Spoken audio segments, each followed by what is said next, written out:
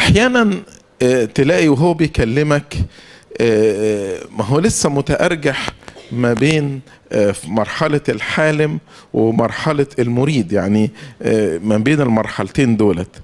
فممكن الشيطان يضع في ذهنه بعض العبارات الكاذبة، زي مثلا ايه، انا الحقيقة مش متخيل ان انا في يوم من الايام استطيع ان انا انتصر على الادمان واتخلص منه.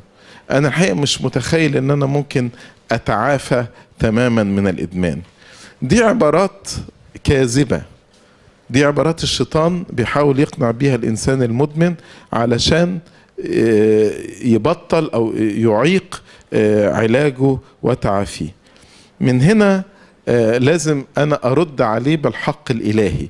يعني اول ما اسمع منه كلمة احس ان الكلمة دي فيها كذب من الشيطان، ارد عليه بالحق الالهي، اقول له لا، ده الكتاب بيقول لا يغلبنك الشر بل اغلب الشر بالخير.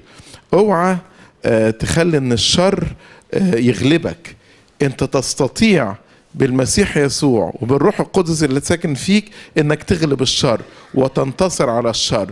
ممكن تتخلص تماما من هذه الخطية وتتعافى، ومش بس تتوقف انما حتى الرغبة اللي موجودة تستطيع انك تتخلص منها.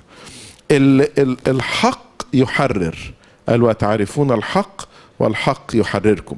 فهو عبد الخطية، عبد للإدمان، لكن الحق الإلهي المعلن في الكتاب المقدس يستطيع أن يفك رباطات الخطية. زي ما نقول اقطع عنه يا رب في التحليل كل رباطات الخطية. فهذه الرباطات اللي بتقيد الإنسان بالحق وبقوة الصلاة تستطيع أن تفك رباطات الخطية.